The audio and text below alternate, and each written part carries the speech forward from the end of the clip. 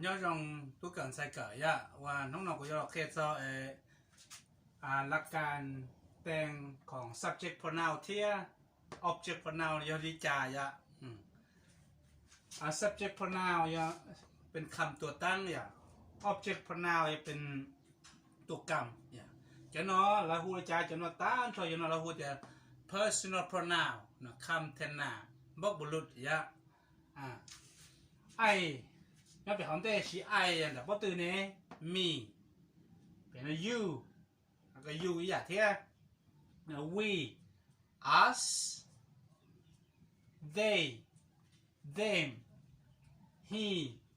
him she her it ไอ้ยกเปริจ้าอย่างตามดอกของเปไอมีเปว่าค่อยอีอย่างyou แปลว่าเจ้า we us แปลว่าพวกเรา they them แปลว่าพวกเขา he him แปลว่าเหล่าผู้ชายเรียกว่าหนึ่งอ่ะถ้าเชื่อถูกจริงนั้น she her แปลว่านางแปลว่าเหล่าผู้หญิงอ่ะแต่ตัวไม้เดินหน่อยอ่ะit แปลว่ามันเรียกว่าหนึ่งหน่อยอ่ะโอเคเอาท่านเราจะนอนจะเปย์หน่อยอ่ะเมื่อเราจะยกตัวอย่างด่ะเดี๋ยวน้อยอ่ะไอ้ยัวสีดีจ้ายัวแตงจะเทียบเจ้าอ่ะแต่นั้น I usually get up at 8ไอ้เนี่ยเป็นของเต้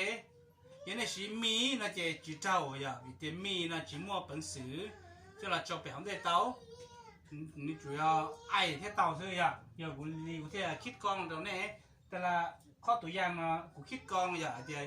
อยู่จุดแดงไปตัวดื้อสีตัวดื้ออย่า Her friend saw me yesterday ข้อหน่อยเดี๋ยวนี่ตัวป้องยืบอกกูนะหมอแต่สีตัวนี้เนี่ยยังนี่สีเดียวไอ้นี่จะผิดหรือมีที่เจ้าอย่าShe likes reading a book after class เดี๋ยวตัวนั้นแต่ตัว her เย่ผิดเย่主要 she เรามักอ่านเพิ่มหลังจากเลิกโรงเรียนอันนี้เนี่ยอย่างไรอย่าทำนึงชอบกันได้เลยอ่ะข้อสุดท้ายอ่ะ we will invite them tomorrow ไปอยู่เจอแล้วตะกี้อย่าตัวน้องในแต่งหาเตีย they จิตพิษอย่าช่วย them อย่าในแต่งหาเตีย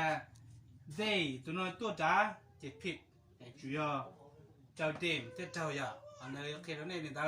จะหลักการแต่งที่ชีลินแต่สุดที่ยิ่งเจ้าเลยอย่าขอตัวจริงก็เชียแล้วเนี่ยเขาสามารถเซตตัว confirm กูเดียวจู่อย่าอุลิจ่าเทียลิจ่านะอย่าชิ้นชี้ตัวหรือคลิปยะใช่ไหมย่อจง